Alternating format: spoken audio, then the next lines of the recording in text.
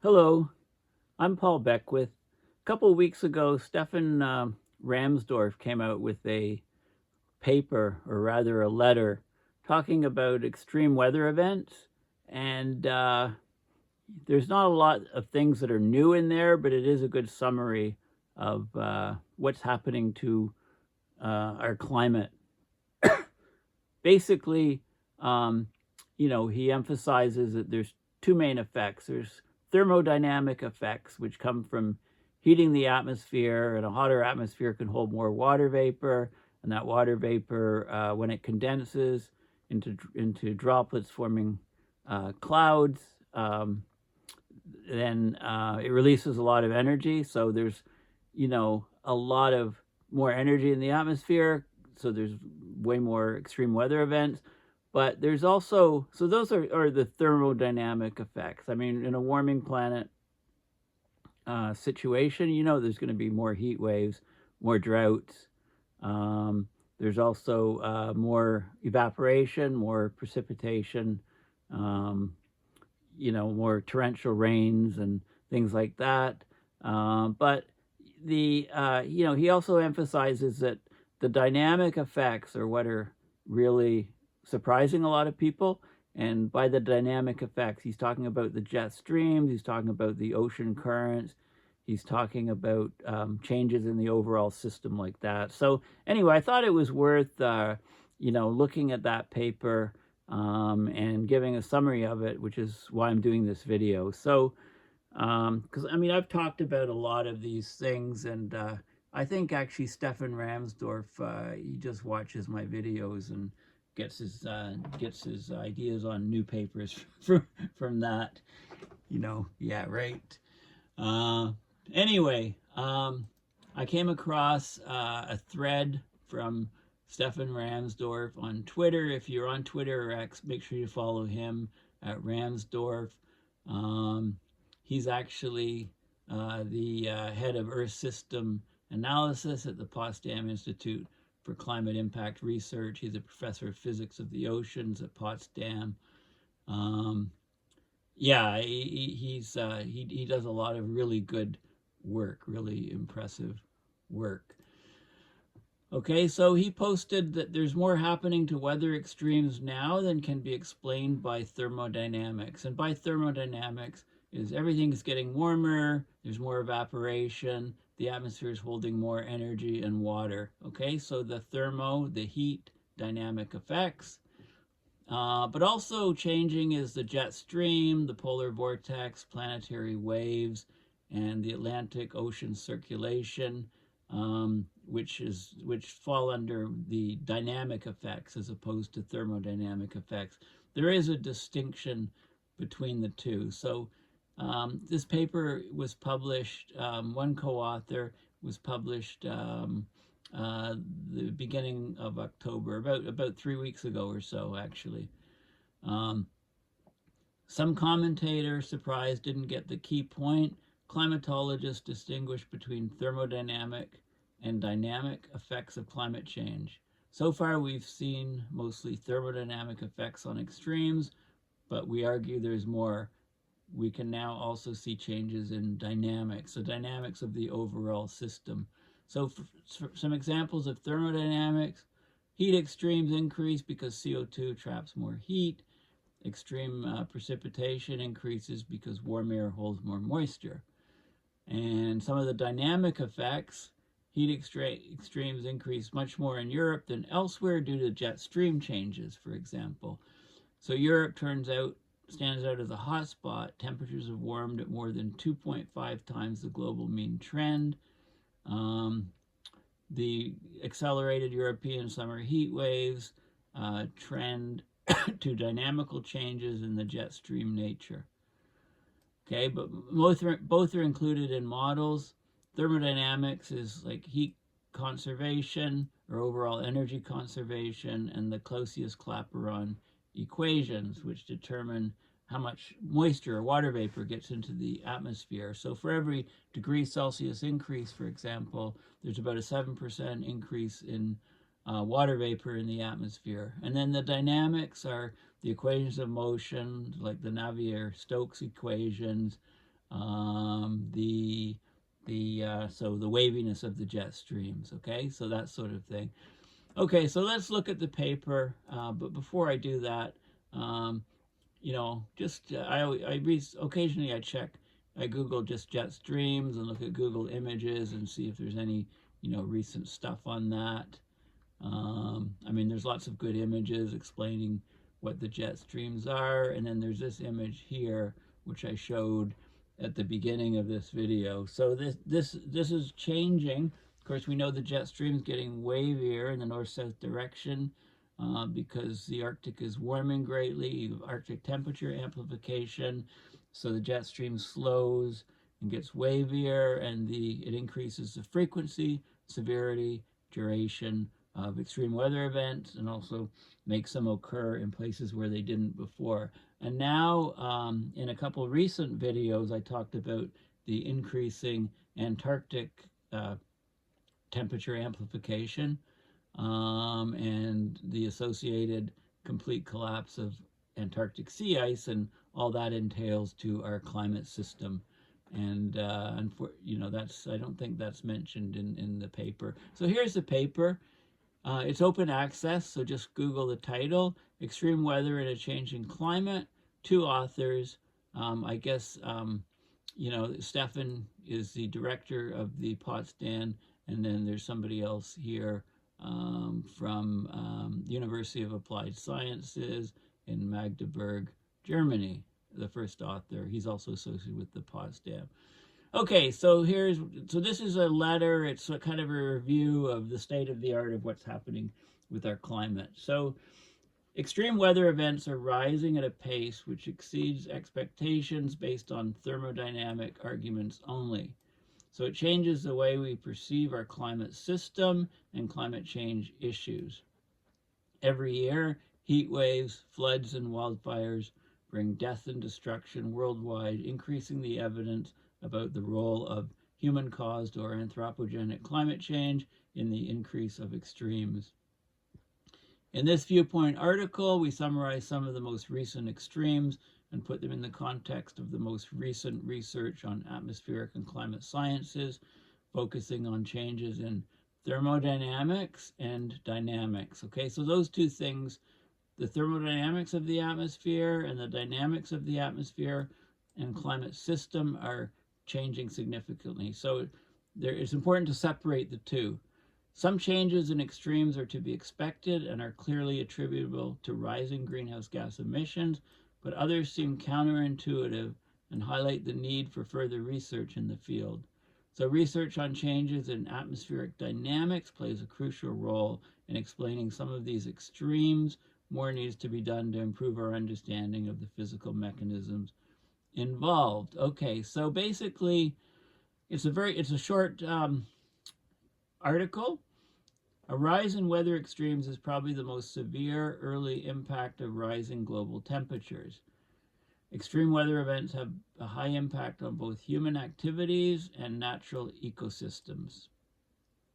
So we've seen this increase in heat waves, droughts, flooding events, and fire weather conditions as expected in a warming climate. 2022 has been no exception, with record-breaking high temperatures registered across large portions of Western Europe, China, and Pakistan. In Pakistan, extreme monsoon rains and Himalayan glaciers melting away in a heat wave flooded about 85,000 square kilometers, killing more than 1,700 people and causing 15 billion of damage, according to the World Bank. The Horn of Africa has seen unprecedented drought that's pushed more than 3 million people into emergency food insecurity. Right? Many of these events have been made more likely by anthropogenic warming and represent a serious threat to human society, effects ranging from health and mortality to economy and national security issues. Even for, your layperson off the street, it will be obvious that heat extremes will increase in a warming world, but it may be unexpected by how much. Monthly heat extremes that were 3 standard deviations above average during the baseline period, 1951 to 1980, have already increased over 90-fold, 90 times in frequency over the global land area. So the formerly near unprecedented, this is 3 standard deviation or 3 sigma events.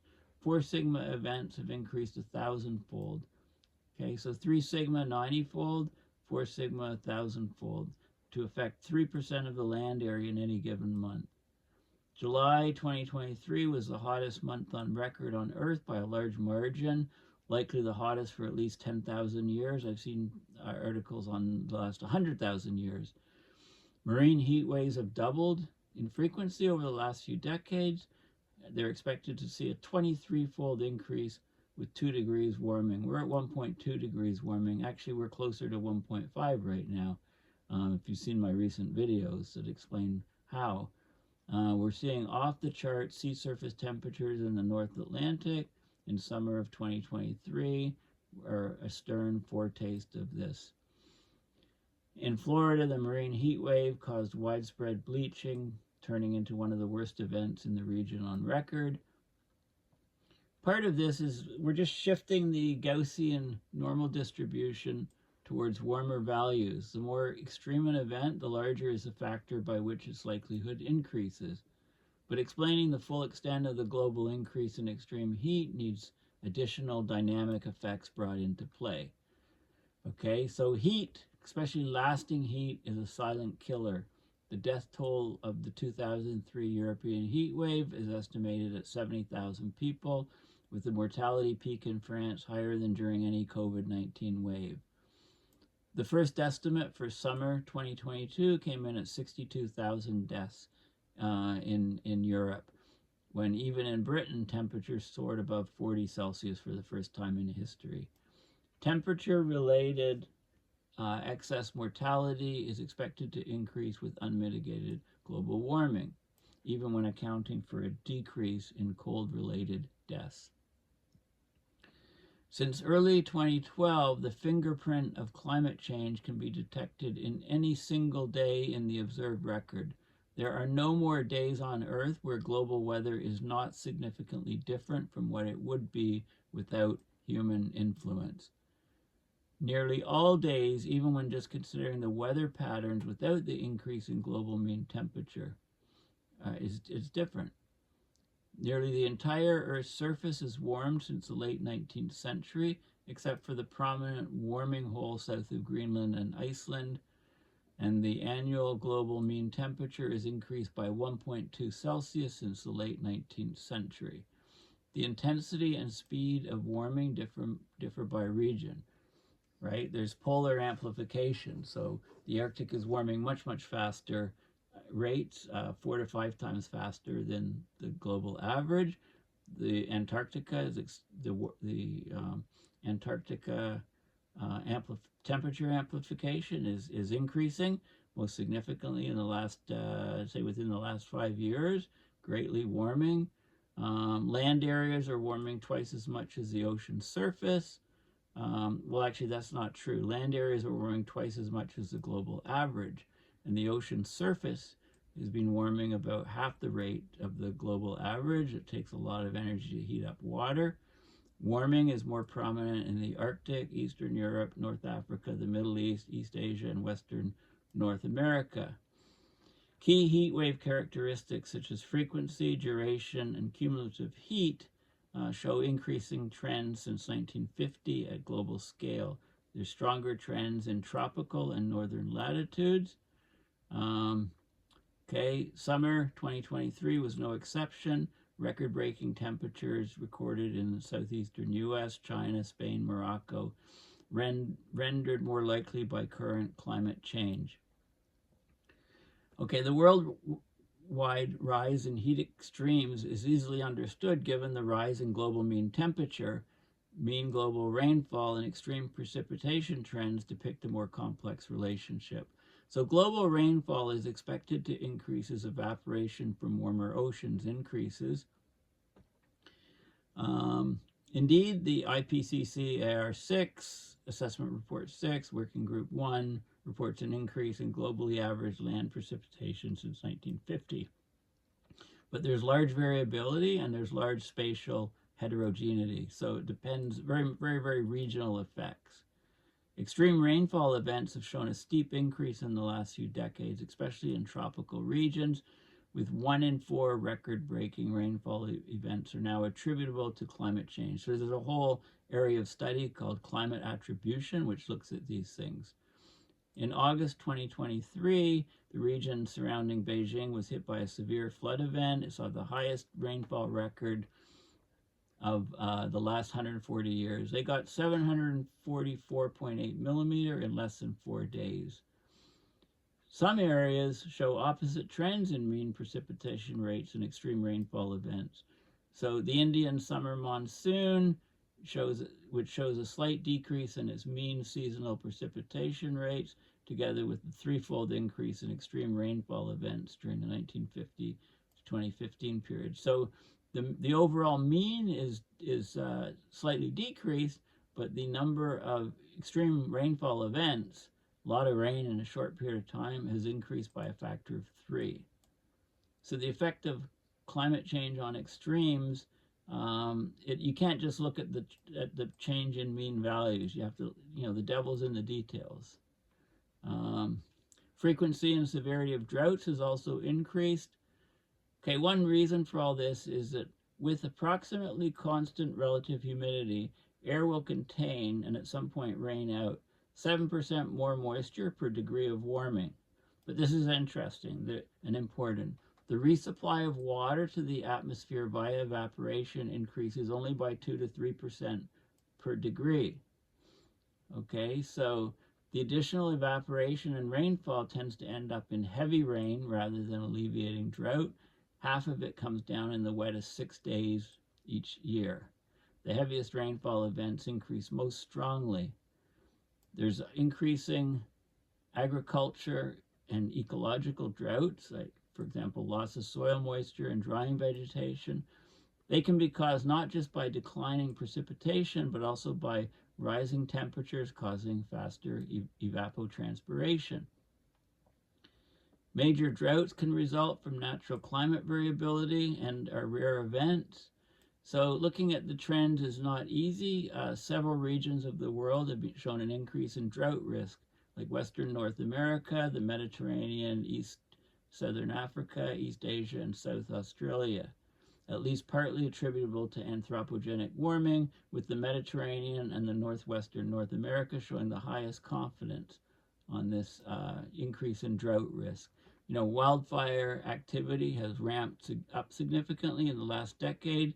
We're getting these extreme fires that are unprecedented in terms of propagation, speed, intensity, location, timing, and burnt area.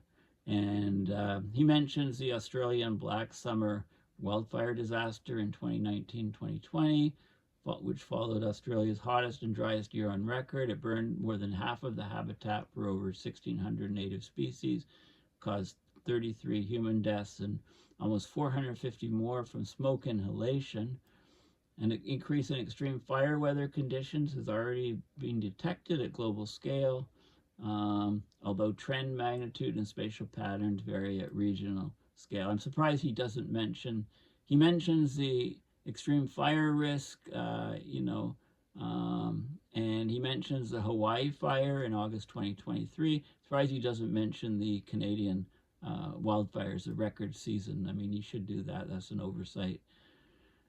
Of course, in Hawaii, dry conditions, hurricane-force winds fueled the flames and brought utter devastation to the town of Lahaina, killing at least 93 people and surpassing the death toll of the Camp Fire.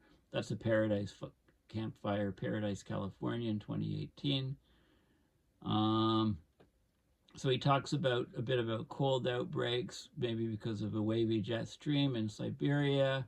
He talks about the largest portion of these changes that we're seeing can be attributed to thermodynamic effects, but dynamic changes can exacerbate thermodynamic-driven changes, and atmospheric dynamics and changes in weather patterns play an important role on the regional scale. So amplified Rossby waves with preferred phase positions, so waves with wave numbers 5 and 7, right? They get locked in place. They can lead to concurrent heat waves around the hemisphere and crop failures. And will likely an event like this will probably be what triggers global food shortages, say in the next 5 to 10 years. One summer or something, the jet streams will get locked in place.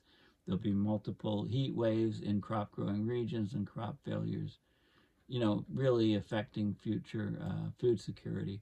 Arctic amplification, despite being more prominent in winter than summer, may also affect westerly winds, storm tracks, and wave guides in the mid-latitudes. So analyzing the ability of models to reproduce amplified waves 5 and 7 show that even a small bias in upper tropospheric circulation features can have a strong impact on surface temperature and rainfall patterns. So it's difficult for global climate models to simulate all mechanisms that contribute to making weather more extreme. Europe's a hotspot of heat extremes. It's seen a stronger increase in summer heat than other regions in the northern mid-latitudes. This enhanced warming has been related to dynamical changes like an increase of double jet patterns where the jet stream splits into two, a northerly branch and a southerly branch, and then reforms, recombines. So this is like a splitting of the jet stream, a double jet patterns. That explains all the additional rise in heat waves beyond what's expected by thermodynamics. So Europe's in trouble with the heat waves. Both observation and model experiments support the hypothesis that shrinking Arctic sea ice and reduced snow cover over northern Eurasia in spring can also contribute to increased blocking of the jet stream over Europe and consequent increase in the frequency of heat waves. Sea surface temperature anomalies, in particular the northern Atlantic warming hole, can also reinforce the heat waves in Central Europe, such as in 2015. Okay, so in summary, it's clear that global warming is greatly increasing the number and intensity of many types of weather extremes. Much of this is due to thermodynamics. With that, we mean that the atmosphere is warmer, means it holds more energy and water to power extreme weather. The ocean's warmer and can provide more energy and moisture to fuel tropical cyclones. However, increasingly, the attention of researchers has turned to the dynamic effects, which are the changes in circulation and stability of the atmosphere, the jet streams, changes in circulation stability of the ocean currents, the Gulf Stream, changes to the jet stream, polar vortex, atmospheric planetary waves, or the AMOC. So all those are dynamical effects. Okay, so getting robust conclusions about changes in weather extremes requires long time series, typically 30 years, given that extreme events are by definition rare events and are not easy to model. But the signal of climate change has emerged more clearly from the noise for many types of extremes. Disentangling the dynamic mechanisms is harder again and represents a current front line of research. Driving forces between dynamic changes are often regionally diverse temperature changes like Arctic amplification, enhanced land warming, sea surface temperature anomalies. Many facets of the dynamic mechanisms are still being debated in the scientific literature. Okay, but the weather extremes are here and they're causing harm to many millions of people around the planet. Okay, so, he also says, even once global warming is stopped, yeah, well, how's that going to happen? That's like a fantasy at the moment. We will see, even if we could stop it, we'd see unprecedented extremes for a long time to come. Just think of a former once in 5,000 year event, which at 1.5 C warming may have become a once in 50 year event. It will take many decades until we've seen all possible extreme events a 1.5 C warmer world has in store for us. So, and we're right at the cusp of this 1.5 Celsius world. So it's a good letter. I mean, it talks about a lot of the issues and how a lot of the things that we've understood are more along the thermodynamics effects, the dynamic effects have come along and thrown a wrench into the whole system of, and caused a lot of unprecedented, unbelievable type events that sort of hit us like a sledgehammer out of nowhere.